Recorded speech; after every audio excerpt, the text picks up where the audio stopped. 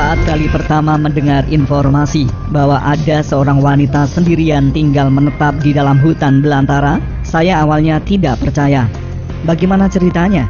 Apakah bisa bertahan hidup dan apa memang tidak takut dengan beragam gangguan?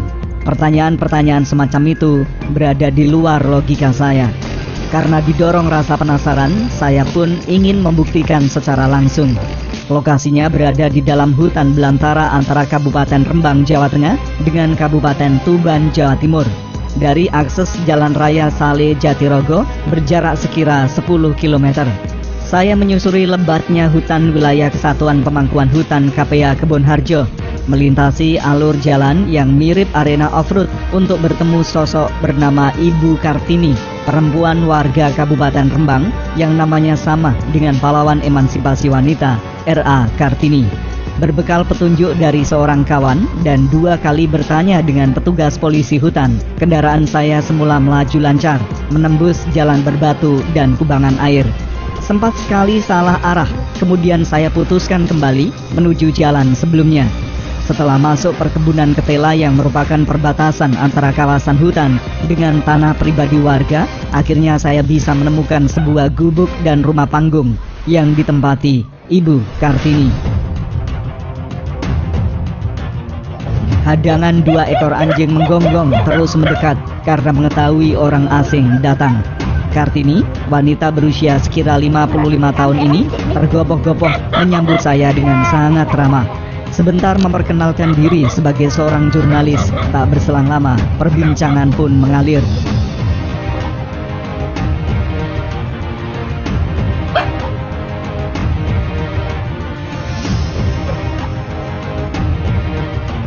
Pertanyaan pertama yang saya lontarkan, bagaimana awal mula memilih tinggal menetap di hutan seorang diri? Kartini mengisahkan sejak kecil sudah tersisih dari keluarga, sehingga dibesarkan oleh neneknya yang hidup miskin. Setelah berkeluarga dan memiliki 3 orang anak, suaminya meninggal dunia. Ia rela menjadi TKW di Malaysia untuk menyambung hidup dan menyiapkan masa depan bagi buah hatinya. Kala itu, ketiga anaknya diasuh oleh nenek mereka. Saat bekerja di Malaysia, Kartini mengalami kecelakaan lalu lintas hingga menderita luka parah pada bagian kepala. Alhamdulillah, masih selamat. Sepulang dari Malaysia ke kampung halaman, cobaan berat masih saja datang silih berganti, termasuk saat ditawari tanah tengah hutan oleh seseorang yang konon dikenal sangat angker. Dibilang bahwa daerah sekitarnya kelak akan menjadi proyek tanaman tebu pemerintah, sehingga diprediksi bakalan rame. Ia tertarik membeli seharga 16 juta rupiah dengan luas 1 hektar lebih, masih dalam bentuk rimbunan semak belukar. Setelah dibersihkan, Kartini mencoba bertani di lahan yang ternyata sangat subur. Mulai tanaman cabai, ketela, rambutan, jeruk, semua cocok. Kali pertama, Kartini mendirikan gubuk kecil, kemudian atas bantuan petugas perhutani KPA Kebonharjo bisa menambah dengan rumah panggung untuk tempat tidur. Setelah memutuskan menetap di lokasi itu, Kartini justru mampu bangkit dari keterpurukan masa lalunya yang menyedihkan. 10 tahun lebih berjalan, lahan di sekitar gubuknya tidak banyak berubah. Jadilah ia satu-satunya yang menetap di tengah hutan sampai sekarang.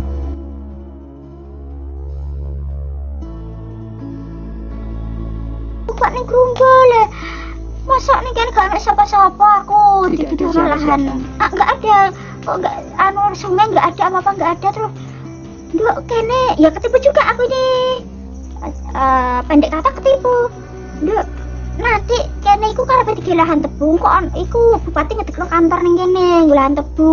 Iku kantor anak pekerja kan anak kantoran ning kene ngedekno intine perumahan go. Pekerja-pekerja sampai rame kene. Nah, itu saya semangat terus oh iya. Di sini kan jauh saudara aku bisa. Kondisinya waktu itu gimana Bu? Tengah. Wih, gerumbul banget ini nggak seperti ini. Kondisinya pohon jati. Gerumbul jati sudah habis dijarah orang pokoknya. Itu pohon duri ri panjang, serut, pokoknya duri-duri semua.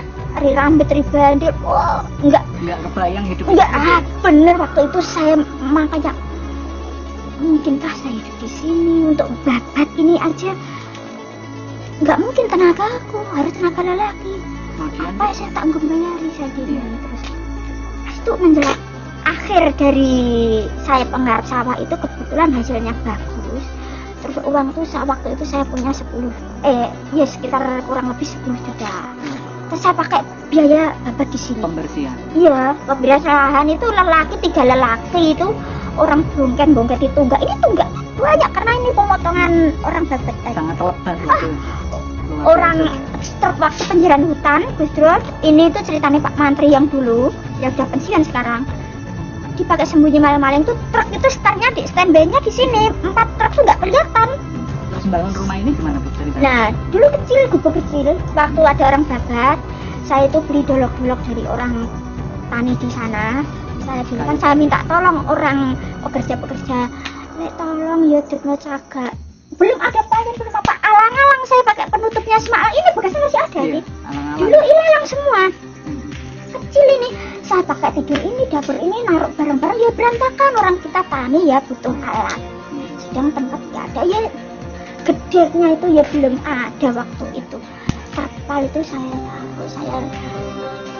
ngari itu kan biasa ngari di sini tuh gini ngomong sama ya saya denger ternyata sendiri. Lagi uangnya ngarah kuat suwe disesar setiap digarap uang kan orang nanti setahun mati gitu. Dan terus di sini meninggal. Iya, waktu itu memang di situ tuh ada intinya kerajaan hantu itu ada. Memang kita mau percaya nggak percaya memang ada. Dikenal angker sini. Iya, benar di pojok sana, pojok lahan. Nah, dulu ada jurangnya. Kan udah saya urut. Saya gini dengar kata-kata itu gini. Orang kerja juga ngomong gitu. Akan besar.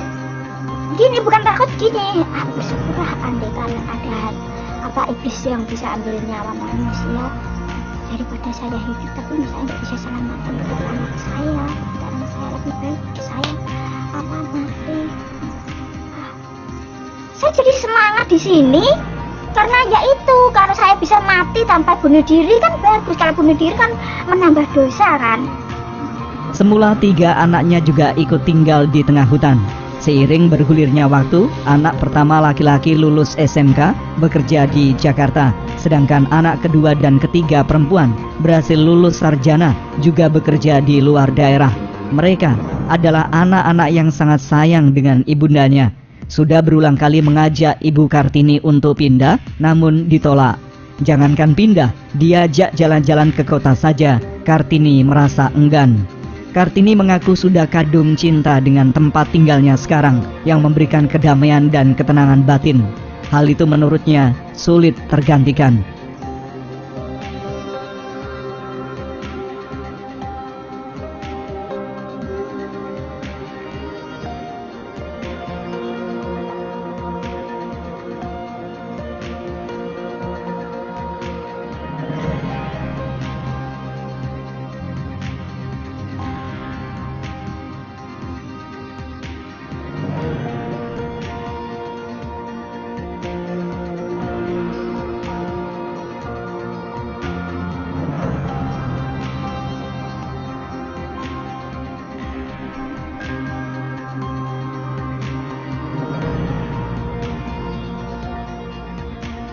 Semakin tambah bertahun semakin lebih membaik semakin bisa menguasai lahan, menguasai pekerjaan, menguasai situasi. Ibu rencana tetap akan tinggal di sini? Ya seperti itu sih, karena saya merasa di sini tuh saya kelihatan nggak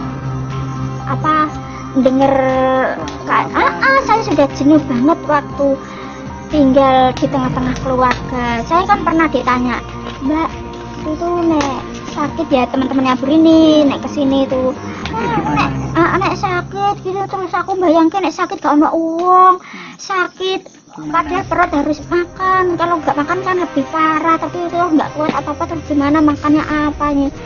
Sekarang kalau di sini saya sendiri takut sakit, nggak ada yang saya makan, nggak ada yang nolong. Itu keadaan di sini karena sendiri ya. Sejak ke kota jalan-jalan ini termasuk tantangan. Gini nggak tahu, berat banget saya tuh, sudah banyak kecewa di tengah kota, di tengah keluarga, kecewa, luka, semua sayatan ada di dalam jiwa saya. Selama hidup sendirian di hutan, apakah tidak ada gangguan? Wanita murah senyum ini menegaskan, kalau hantu tidak pernah dilihatnya. Justru laki-laki iseng datang memang pernah. Tapi pelaku memilih menjauh saat dirinya mengacungkan pedang. Gangguan lain tentu ular berbisa. Sudah berulang kali menjumpai ular berbisa, bahkan masuk ke dalam kamarnya, sehingga terpaksa ia bunuh. Ini rimba, semua rimba belantara itu kan hutan jadi besar kan, baru ditebang hari ini, baru selesai. Jadi kan rimbun banget. Apa ular? Enggak. Ya, ular tuh kalau saya memang dari kecil gak takut sama ular ya, sering. Saya tidur tuh ada ular tuh sudah sering. Bangun tidur. Pagi mas, bangun tidur kan, waktu itu gak ada jendela, gak apa kan gelap kayak pagi. Ya saya bersih-bersih waktu itu. Itu pelungsungan ular itu utuh di samping saya, berarti semalam saya tidur sama ular. Anak-anak tidur, malam saya teriak apa? Hidung saya diserang kala jengking. Itu, iya malam kan gelap-gelap. Lampu tempel uple itu dari minyak tanah. Waktu itu minyak tanah sudah sulit, nggak ada lagi. Akhirnya apa? Saya antisipasinya. Solar saya kasih kompor garus itu diaduk-aduk, itu bisa nyala dipakai lampu. Kalau gangguan mungkin hantu atau apa? Ya bersyukur, mungkin Tuhan tahu saya penakut, takut saya mati mendadak. Karena orang takut yang terkejut kan, kalau dikata iya apa kan pasti kalau orang jantung kan pasti deg kan gitu. Disitulah saya percaya bahwa Tuhan itu tidak akan merelakan hambanya disia-sia orang lain. Selama ini nggak pernah lihat apa-apa? Dia pernah aman-aman saja. Aman, justru yang nggak aman ya itu setan dan sambel. Setiap orang kesini kan nanyanya ya gitu, nggak pernah dilihatin yang serem-serem. Banyak, siapa bilang nggak ada? Banyak. Terus bagaimana kalau bilangnya serem? Yang serem itu kan bukan setan yang makan menyan. Ya kalau setan yang makanannya menyan baik hati sama saya. Nah terus setan yang dinyanyai sambel inilah yang sangat-sangat bahaya. Pernah saya malam-malam didatangi. Tapi bisa. Ya karena saya itu bukan saya dari situ saya belajar bicara. Dulu saya sangat halus. Bener anak saya juga kaget. Di situ kita jadi harus berani gertak orang, walaupun kita nggak bisa apa-apa, nggak tahu apa-apa. Pernah ada diganggu kemudian dengan getar? Iya, bener. Getar saya apa? Saya itu bawa pedang, padahal saya ini membunuh jantan kok manusia. Kok ayam itu darahnya banyak. Beneran kecil itu aja. Saya nggak berani, takut dosa, takut kasihan, nggak tega ada hewan menderita, saya nggak tega. Jadi saya itu nggak sengaja, itu orang itu bantu saya bikin sumur, itu punya pedang tuh ditinggal di sini. Ya intinya bukan sengaja ninggal kasih, enggak. Dia itu kebanyakan bawa barang, akhirnya biar aja di sini. Ya udah biar di sini, biar untuk keperluan apa-apa gitu. Akhirnya sama saya itu ya itu spontanitas saya ini. Kamu sudah tebal kulitnya gitu. Gubuk dan rumah panggung milik Kartini dulunya mengandalkan penerangan lampu teplok. Malum, di tengah hutan tidak ada jaringan listrik. Tahu sang ibu memiliki pendirian kuat tidak mau pindah. Anak-anak Kartini mengusahakan jaringan listrik tenaga surya. Kini kediaman Kartini sudah terang pada malam hari, termasuk bisa cas handphone dan menghidupkan mesin pompa air. Soal kebutuhan sehari-hari manakala ada kekurangan, kebetulan ada warga yang biasa menggarap lahan persil perhutani mau membawakan barang dari dalam kampung. Tapi pada dasarnya Kartini sudah terbiasa makan seadanya, memanfaatkan beragam tanaman di lahannya sendiri. Bagaimana untuk mengusir rasa jenuh? Kartini menunjukkan sebuah radio di dalam kamarnya. Radio itu pula yang menjadi teman menuju peraduan hingga terbangun saat pagi tiba.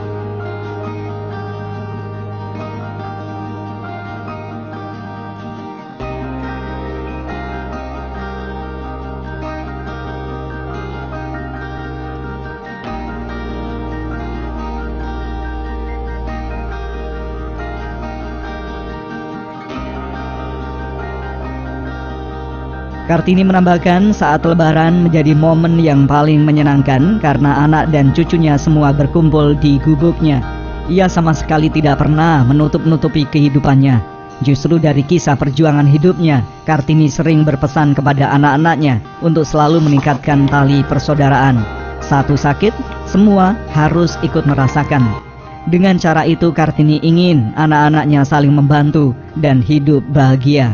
Kalau harapan saya itu ya tetap Padahal di awal saya amanatkan ke anak, mereka tetap membentuk lingkaran, terus saling membantu satu sama lain, jangan sampai terpecah walau sudah masa akhir di akhir hidup. Jangan sampai hidup ibu itu sendiri. jadi saling membantu, saling, jangan sampai kalian terlepas. Itu harapanku. Jadi aku nggak pengen minta kalian balas jasa orang tua, harus dikasih barang-barang mahal, disenengke, dibangun kayak ngene ngono, tidak. Tapi aku lebih bahagia kalian rukun terus bergandeng tangan.